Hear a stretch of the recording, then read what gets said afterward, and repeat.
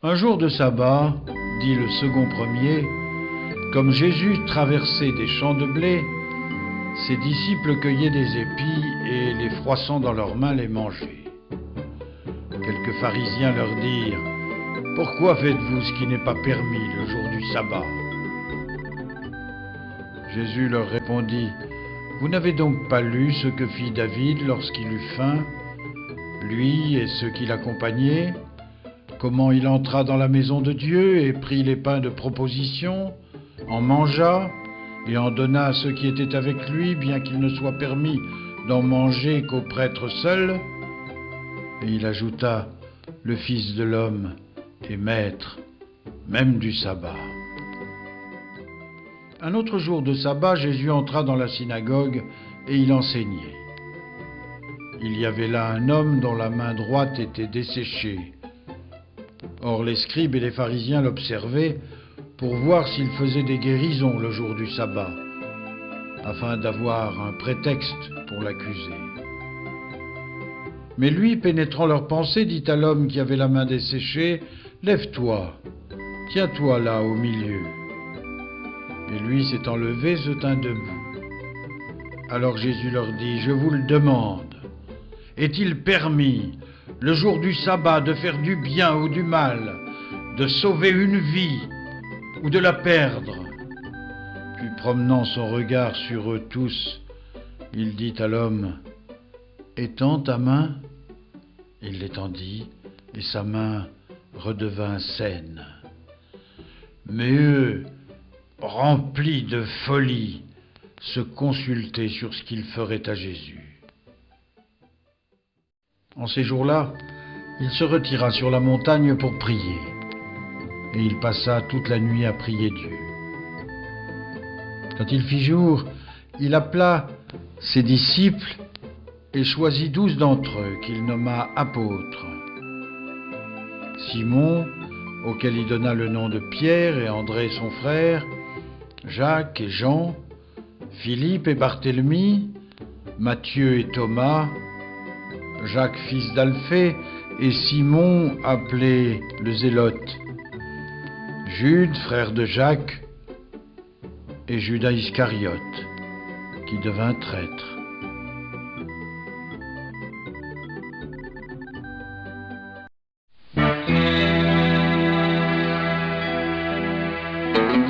Étant descendu avec eux, il s'arrêta sur un plateau où se trouvait une foule de ses disciples et une grande multitude de peuple, de toute la Judée, de Jérusalem, de toute la région maritime, de Tyr et de Sidon.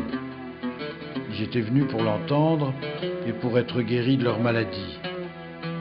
Ceux qui étaient tourmentés par des esprits impurs étaient guéris. Et toute cette foule cherchait à le toucher parce qu'il sortait de lui une énergie qui les guérissait tous.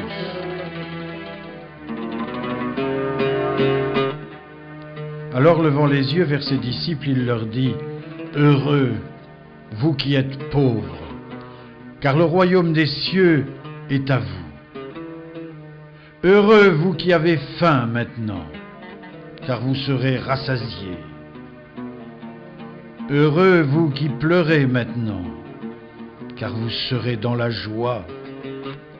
Heureux serez-vous lorsque les hommes vous haïront, vous repousseront de leur société, vous chargeront d'opprobre et rejetteront votre nom comme infâme à cause du Fils de l'homme.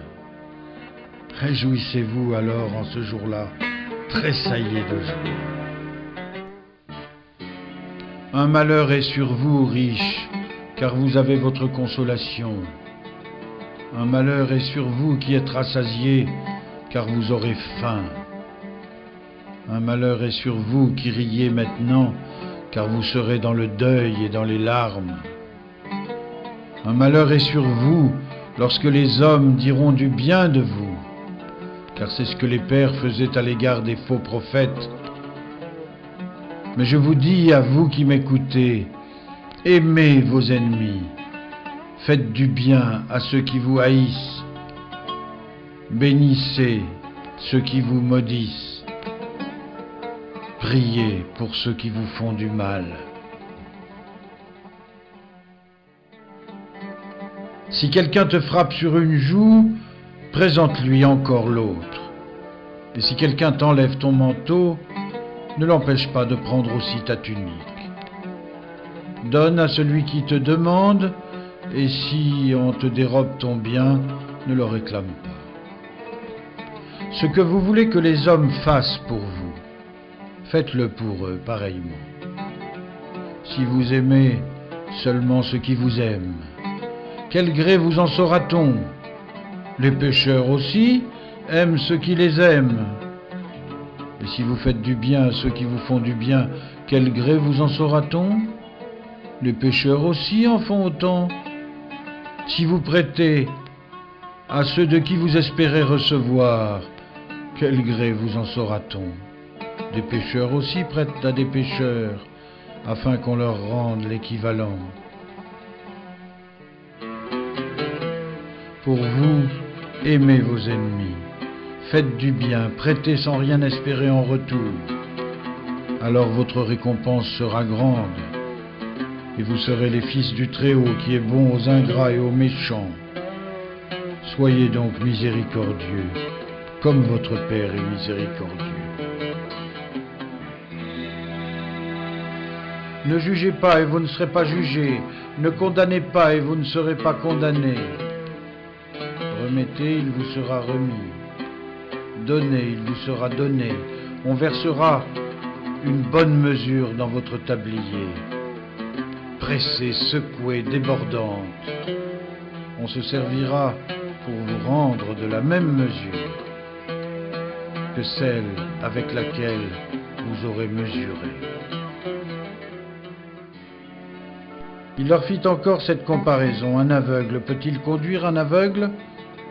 Ne tomberont-ils pas tous les deux dans la fosse? Le disciple n'est pas au-dessus du maître, mais tout disciple, son instruction achevée, sera comme son maître. Pourquoi regardes-tu la paille qui est dans l'œil de ton frère, et ne remarques-tu pas la poutre qui est dans ton œil? Ou comment peux-tu dire à ton frère, mon frère, laisse-moi ôter cette paille de ton œil, toi qui ne vois pas la poutre qui est dans le tien? Hypocrite, ôte d'abord la poutre de ton œil et tu verras clair ensuite pour ôter la paille qui est dans l'œil de ton frère.